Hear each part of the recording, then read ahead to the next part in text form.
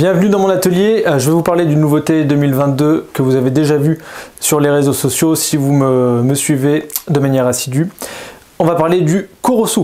Alors le Korosu, c'est une grosse lame d'inspiration un peu japonaise avec un look très épuré et on est sur un couteau des types machette et épée de combat. Alors Korosu, j'aime bien m'amuser avec les noms, ça veut dire tout simplement pour fendre en japonais. Donc voilà le bestiau. On est sur à peu près une lame de 29,5 au niveau du tranchant, 29,5 cm de tranchant, un acier N690 Cobalt comme d'habitude de 4,5 mm d'épaisseur. Ce coup-ci, je ne suis pas monté en 5 parce que je voulais que le poids soit pas trop mastoc. Si on veut faire beaucoup de broussailles et compagnie, je voulais pas qu'il y ait trop de fatigue qui s'installe.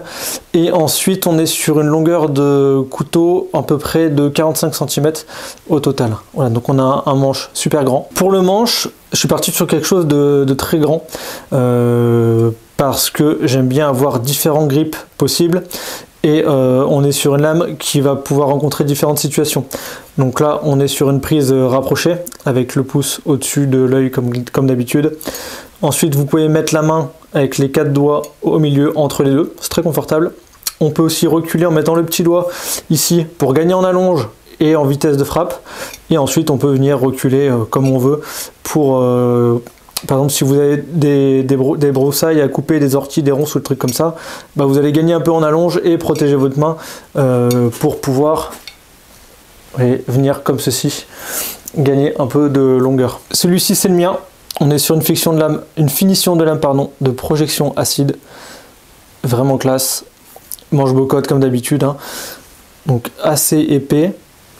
Un trou pour pouvoir mettre une dragonne si on veut. Voilà, donc ça va servir pour de la coupe à la volée, comme un sabre d'abattu, de machette. On peut aussi s'en servir comme truc de combat, parce que bon, ça se manie super bien. Pas de bâtonnage avec, la lame est très longue. Il ne faudrait pas non plus venir la péter en tapant comme un bourrin, parce qu'on est sur une résonance qui va aller loin. Donc du coup, comme on est trempé cryo, c'est pas non plus ce que le couteau va préférer. Donc ouais, vraiment coupe à la volée, machette, combat, tailladage de zombies, ça va faire le taf. De toute façon, on va aller la tester parce que vu que j'en ai un perso, et ben je vais pouvoir taper dessus sans risquer d'abîmer les couteaux de clients. Je vous montre d'autres finitions. Celui-ci, manche en G10 noir avec vis et lame stonewash, très classe aussi. Pour le poids, on est à peu près à 500 grammes. 500 grammes pour un couteau de ce type. Autre finition, pareil, bocotte, lame toxifiée stonewash, très classe.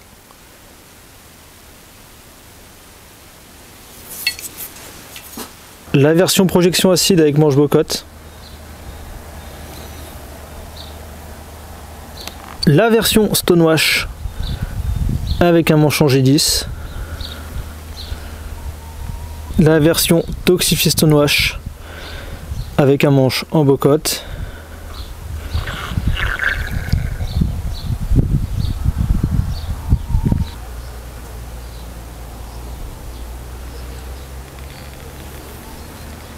Voilà les 3 pépères ensemble. C'est un couteau vraiment badass. Hein. Le manche est très confortable. On va tester un peu la coupe. J'ai pas grand chose sous la main, donc là c'est une lame de terrasse qui doit faire 19 d'épaisseur. C'est parti.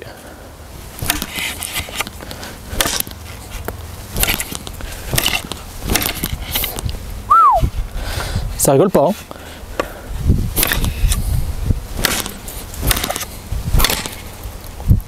Et on les encoche.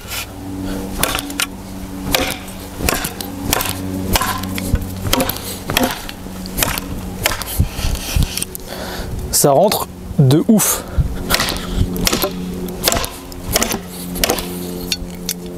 Donc là, petite prise arrière.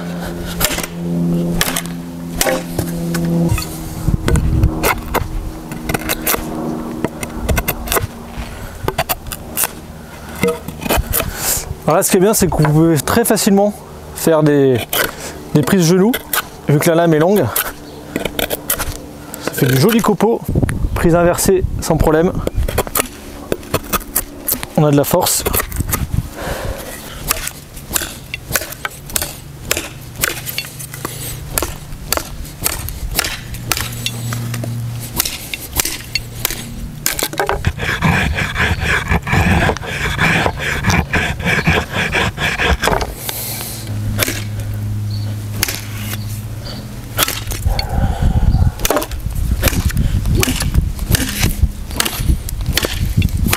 Bon, globalement, le revêtement tient bien avec toutes les coupes que j'ai fait. Ça va pas bouger. C'est confortable. Après, j'ai pas encore testé de manière intensive, mais je me fais pas trop de soucis. Donc voilà, c'est le Korosu. C'était la présentation du Korosu. Rapide, dans le jardin. Peut-être que je ferai une sortie extérieure, un de ces quatre filmés, quand j'aurai le temps, ce qui est compliqué. Donc si ce modèle t'intéresse, il est disponible sur mon site internet, bien entendu. Tu verras sur la page d'accueil, tu peux rentrer ton email si tu veux pour avoir un code promo de 10%, ce qui n'est pas négligeable sur ce type de lame. Et aussi, petite nouveauté, maintenant je prends le paiement en 3 fois par carte bleue sur mon site. Donc tu peux payer en 3 fois si ça t'intéresse avec le CIC. C'est pas mal pour les gros montants comme ça permet de diviser. Donc comme d'habitude, à peu près 2 mois de délai. Il y aura les étuis dispo bientôt, là je suis en train de faire les cales en Kydex pour pouvoir mouler ça. De toute façon, ça va être le mien, le cobaye. Donc voilà, une lame que j'adore particulièrement. Très maniable, bonne inertie, bien équilibrée. Hop, à peu près 500 grammes. Tu as le choix entre Bocote G10 ou ébène et 3 finitions de lame, donc ça laisse un peu de quoi s'amuser. Si tu veux du Juma, on peut mettre n'importe quel Juma. Parce qu'en fait, comme les plaquettes sont très grandes, c'est difficile d'avoir du bois. Donc j'ai que du Bocote et de l'ébène de dispo dans cette tailles. Par contre, si tu veux du Juma, là je peux avoir toutes les couleurs que tu veux parce que c'est en grand plateau. Donc là on peut s'amuser et faire des manches en Juma. Par contre ça glisse un peu plus le Juma. Voilà. Mais comme on peut mettre une dragonne, ça le fait. Si la vidéo t'a plu, n'hésite pas à liker, à commenter et à t'abonner à la chaîne YouTube. Allez, à plus!